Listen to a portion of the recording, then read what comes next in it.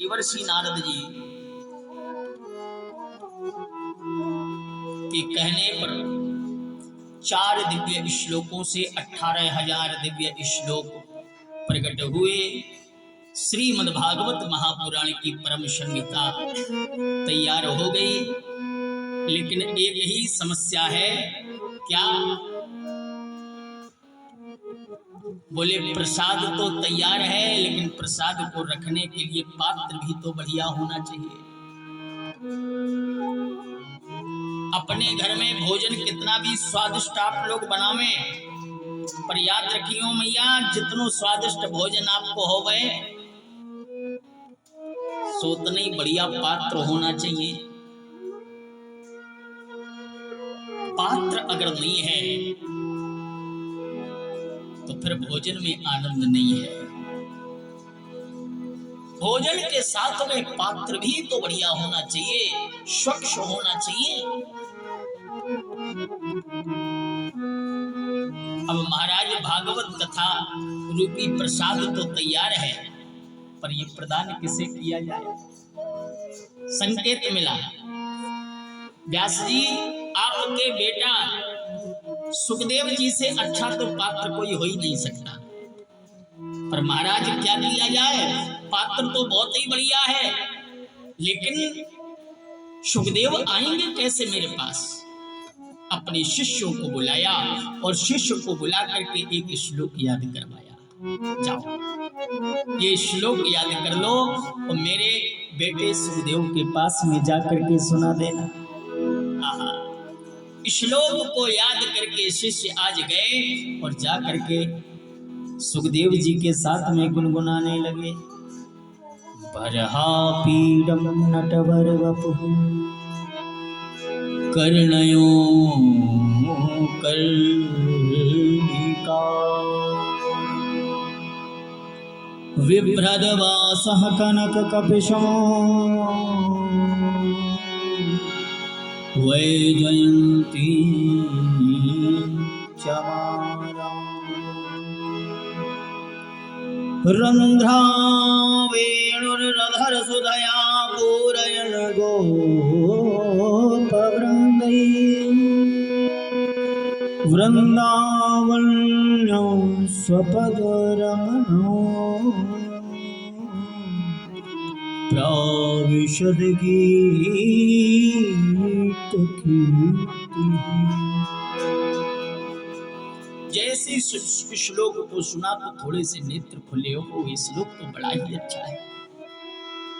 बरहा पीडम नटवर वपुः कर्णयो कर्णिकारम। मैया, इसमें मेरे कृष्ण कन्हैया के सुंदरता का वर्णन है। कैसी सुंदरता? बोले बरहा पीडम नटवर वपुः, मोर पंख धारण किए हुए, माधव दिव्य पीतांबर ओढ़े हुए, बंसी बजाते हुए, गायों को चराते हुए, ग्वालों से आज अपनी कीर्ति का श्रवण करते हुए वृंदावन में प्रवेश पा रहे हैं। अचानक सुखदेव जी ने जब श्लोक को सुना तो श्लोक तो बड़ा अच्छा लगा, थोड़े से नेत्र खुले, लेकिन मन में विचार आया, अरे ये तो सुंदरता का है, और सुंदर लोग जो होते हैं ना वो थोड़े गुमानी भी होते हैं। आहा, मैं तो बड़ा सुंदर हूं, अहंकार हो गया, मैं सुंदर हूं। लेकिन याद रखना, ऊपर की सुंदरता हो या ना हो, पर अंदर की सुंदरता का होना ये आवश्यक है। बहुत लोग होते हैं कि ऊपर से तो सुंदर बहुत लगते हैं, पर ऊपर के ही सुंदर होते हैं, वो हृदय के सुंदर नहीं होते हैं। जैसे बोले विष रस भरा कनक घट जैसे, वो लोग कैसे हैं? जो केवल ऊपर की सुंदरता को मानते हैं, ऊपर की ही सुंदरता रखते हैं, अंदर से सुंदर नहीं है, तो वो लोग कैसे हैं? तो गोस्वामी जी कहते हैं कि विष रस भरा कनक घट जैसे, जैसे सोने के घड़े में विष भरा हो। हे भैया, ऊपर की सुंदरता एक बार हो पावे या ना हो पावे, पर याद रखो अंदर की सुंदरता जरूर होना चाहिए, अंदर से सुंदर हो जाएं। जब बाहर और भीतर से सुंदर हो जाएंगे तो अपने आप गोविंद की कृपा प्राप्त हो जाएगी। व्यास जी के शिष्य श्लोक का गायन करके जैसे ही व्यास जी के पास में आए, पूछा क्या हुआ? महाराज नेत्र तो खोले थे लेकिन क्या करें फिर बंद कर लिए। व्यास जी कहने लगे परेशान न हो, अर्थ आ गया है तो करंट अपने आप आ जाएगा। ऐसा करो अब तुम दूसरा श्लोक सुनाओ जा करके।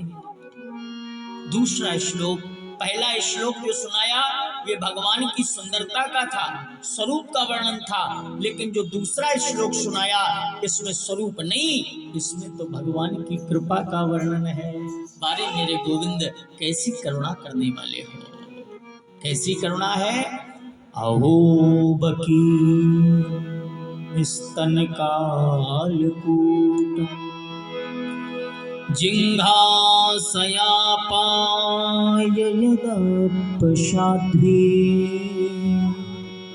लेभे गतिं धात्र्युच्युतां ततोऽन्यं कंबादयालुं शरणं व्रजे। कंबादयालुं शरणं व्रजेम अहो बकीयं स्तन कालकूटम। अहो बकीयम माने वो जो बकासुर की बहन पूतना अपने स्तनों में जहर लगा करके आई, मेरे कन्हैया को मारने के लिए आई, लेकिन बारे मेरे कन्हैया की करुणा, बारे मेरे कन्हैया की कृपा। मैया अगर हमारे गाल में कोई एक तमाचा लगा दे तो हम क्या करेंगे? हम तो दो चार लगाने की क्षमता रखेंगे ना, लेकिन बारे मेरे परमेश्वर जो अपने स्तन में जहर लगा करके कन्हैया को मारने के लिए आई, लेकिन मेरे गोविंद ने उसकी गति प्रदान कर दी, उसको गति प्रदान करी, उस पर कृपा करी, करुणा करी। क्यों? आचार्य कहते हैं जो गति मैया यशोदा को मिली थी, यशोदा मैया से पहले कृष्ण ने आज पूतना को गति प्रदान कर दी। ऐसी करुणा है, ऐसी कृपा है, क्योंकि भगवान स्वयं कहते हैं बोले सन्मुख होई जीव मोहि जबहि सन्मुख होई जीव। सन्मुख होई जीव मोहि जबहि सन्मुख होई जीव। सन्मुख होई जीव मोहि जबहि सन्मुख होई जीव मोहि जबहि सन्मुख होई जीव मोहि जबहि सन्मुख होई जीव मोहि जबहि। जन्म कोट अब नासौ तबहि जन्म कोटि अब नासौ तबहि अगिना सब तबहि अगिना सब तबहि।